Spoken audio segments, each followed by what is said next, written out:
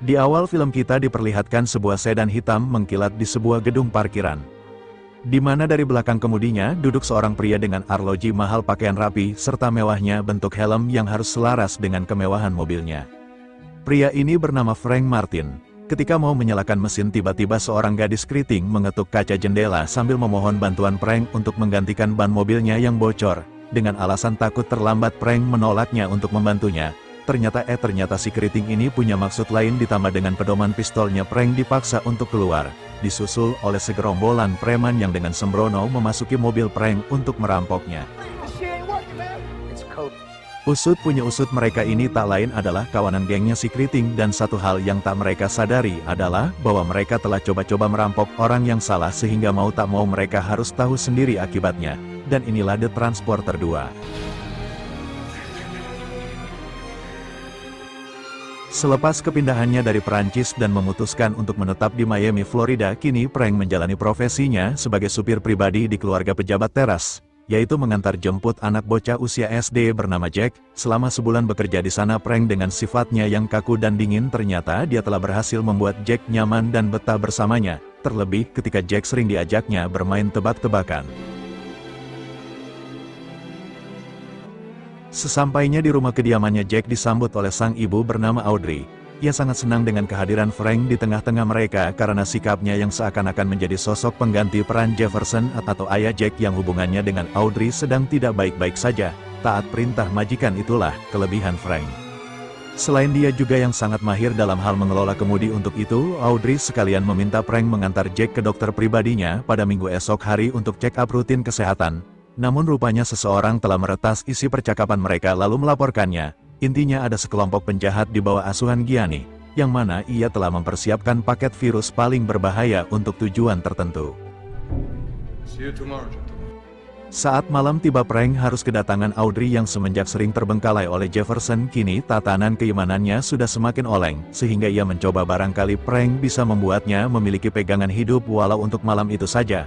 Beruntung Frank lebih sadar diri dan tetap menghargai Audrey sebagai atasan yang tak semestinya ia bersikap tak senonoh kepadanya. Keesokan paginya Frank bersama Jack sudah sampai di rumah sakit yang dimaksud. Di mana tanpa ia tahu sebelumnya kalau ternyata semua tenaga medis pada ruangan tersebut telah disabotase oleh anak buah Gianni yang sengaja datang ke sana lebih awal untuk menjadikan Jack sebagai target kejahatan mereka. Sementara Jack menganggap bahwa semua wajah mereka adalah asing di matanya, sehingga ia memilih tak jadi diperiksa kecuali oleh dokter pribadinya secara langsung. Namun walau demikian, pada akhirnya mereka berhasil membujuk Jack dan membawanya ke dalam ruangan pemeriksaan. Di sisi lain, ketika Frank mendapatkan telepon dari sahabatnya, ditemukan banyak gelagat aneh, terutama dari si rambut pirang yang dari sikap dan penampilannya sama sekali tidak mencerminkan dia adalah seorang tenaga medis. Alhasil Frank menyimpulkan bahwa mereka semua adalah dokter gadungan, dan kecurigaan ini terbukti ketika ia menemukan mereka sedang berusaha menyuntikkan Jack dengan cairan virus tersebut. Tak mau hal itu terjadi, Frank lantas mengamankan Jack terlebih dahulu lalu beralih meladeni mereka dengan pertahanan seadanya.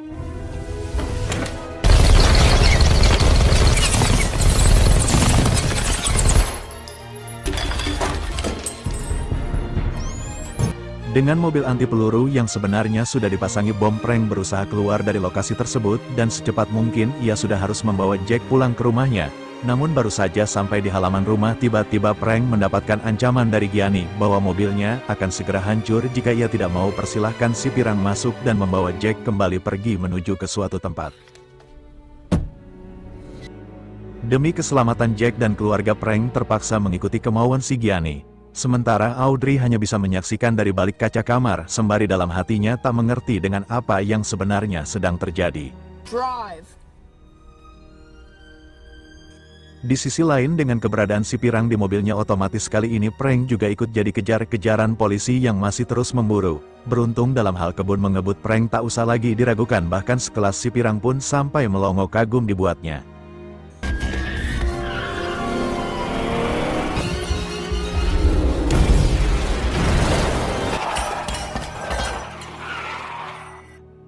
Sedangkan di kediaman Jefferson sudah banyak tim penyidik dari kepolisian namun belum juga menemukan keberadaan Frank. Mereka sudah berasumsi bahwa besar kemungkinan si Frank ini bekerja sama dengan si Gianni mengingat latar belakangnya yang merupakan mantan anggota militer berkemampuan khusus. Singkatnya Frank sudah sampai pada sebuah lokasi yang sudah ditentukan Gianni, di mana Jack langsung mereka jadikan sandera demi mendapatkan uang tebusan senilai $100 juta yang harus dibayar Jefferson hanya dalam kurun waktu 2 jam saja. Setelah tahu bahwa angka tersebut bukanlah angka yang bisa ditawar lagi, Jefferson terpaksa menyetujui Gianni demi keselamatan nyawa anaknya. Sementara Frank dipaksa pergi meninggalkan Jack sendirian, sampai kemudian ia sadar bahwa ada bom terpasang di bawah mobilnya yang sudah pasti meskipun ia pergi Gianni ya tetap saja akan meledakkannya.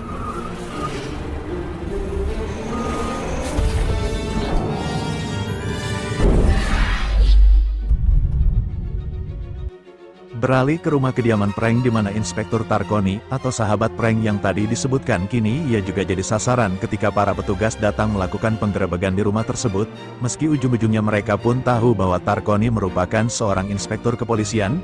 Melihat keadaan yang semakin kacau, Frank langsung menelepon Audrey dan meyakinkannya bahwa dia tidak terlibat dengan semua ini, bahkan dia berjanji akan menyelamatkan Jack secepatnya. Sesaat kemudian Frank sudah berada di rumah sakit tersebut dan berhasil menyelinap sampai di lokasi TKP di mana dia berhasil menemukan gambaran tentang pelaku juga mendapatkan cairan virus yang sempat digunakan untuk menyuntik Jack. Dengan bantuan informasi dari Inspektur Tarconi, Frank langsung mendatangi alamat salah satu pelaku yang notabene adalah salah seorang ahli biologi asal Rusia bernama Dmitri, sampai terjadi sebuah aksi kejar-kejaran yang berada adrenalin sangat tinggi.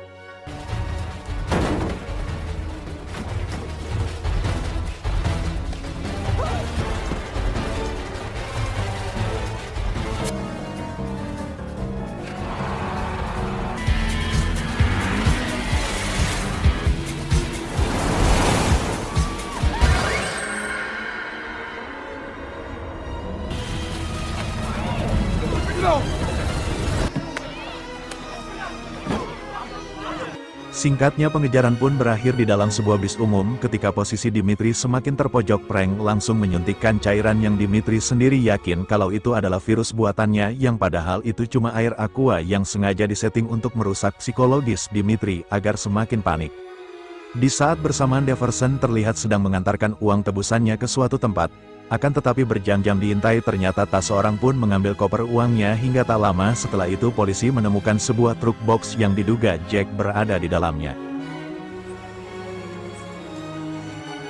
Naluri seorang ibu mendorong Audrey berlari untuk membuka paksa pintu truk tersebut tanpa menghiraukan bahaya di sekelilingnya yang mungkin saja sedang mengincarnya, sampai akhirnya dia benar-benar berhasil menemukan Jack dalam keadaan masih hidup. Kembali pada pengejaran terhadap Dmitri, di mana, akibat rasa takutnya dia langsung menuju sebuah laboratorium untuk segera mendapatkan vaksin penawarnya, sedangkan Frank terus mengintainya dari arah belakang. Namun tiba-tiba muncullah gangguan dari pria jangkung besar yang serangannya membuat Frank sempat sedikit kewalahan.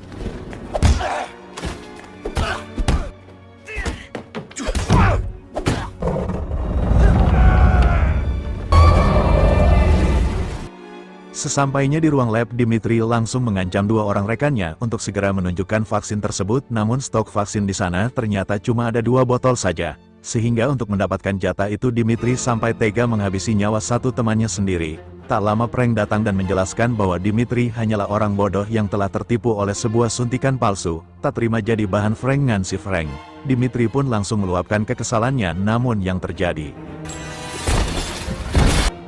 ya, kini tinggal satu orang dokter yang masih tersisa dan Frank juga berhasil membuatnya sangat ketakutan sehingga dia mau menjelaskan bahwa virus tersebut dirancang untuk menghilangkan imun tubuh inangnya.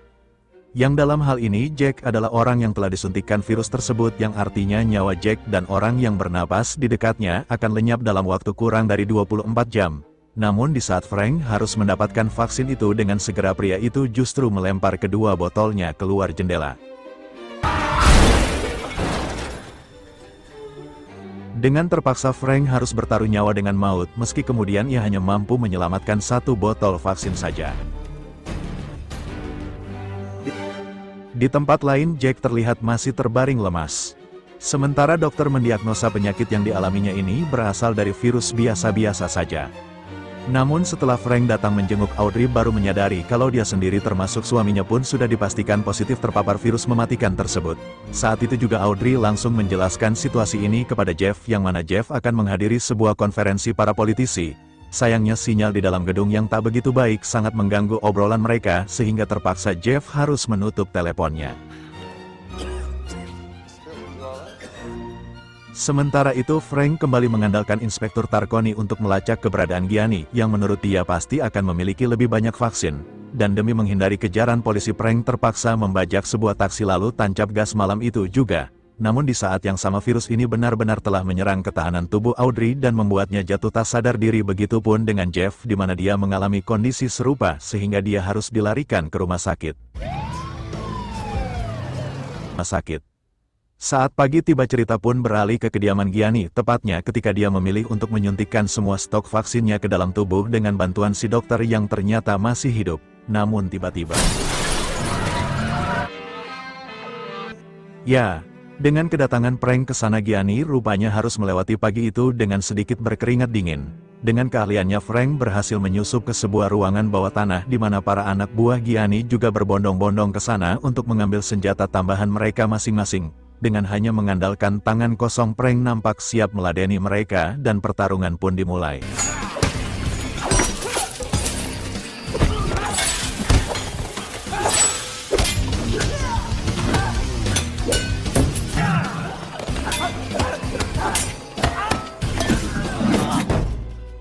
Tak cukup kenyang dengan menumbangkan puluhan orang di ruangan tersebut, Frank lantas menuju ke ruangan sebelah, maka pertarungan berikutnya pun kembali dimulai.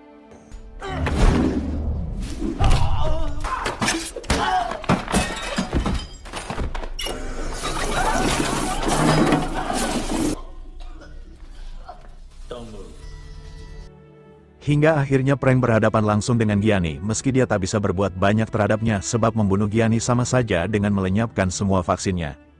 Di sini Frank baru tahu jika ternyata Gianni hanyalah tangan kedua yang dibayar mahal oleh seorang pengusaha kokain asal Kolombia yang targetnya adalah membunuh semua politisi terkait seperti Jefferson, dengan tujuan agar mereka bisa leluasa memasarkan produknya di negeri ini. Namun di tengah percakapan tersebut muncullah si pirang yang sekaligus membuka kesempatan untuk Gianni melarikan diri. Namun tak butuh waktu lama bagi Frank untuk bisa melumpuhkannya juga. Setelah itu Frank langsung tancap gas menyusul helikopter yang membawa Gianni di mana kecepatan supercar yang ditungganginya sempat menarik perhatian banyak publik, sebelum kemudian dia berhasil mencapai bandara utama sesaat sebelum Gianni lepas landas dengan pesawat berikutnya. Dengan bermodalkan keberanian Frank akhirnya mampu menaklukkan pesawat tersebut dan menantang Gianni berkelahi di dalamnya. Namun naas satu tembakan meleset mengenai pilot sehingga arah pesawatnya jadi tak stabil dan hilang kendali.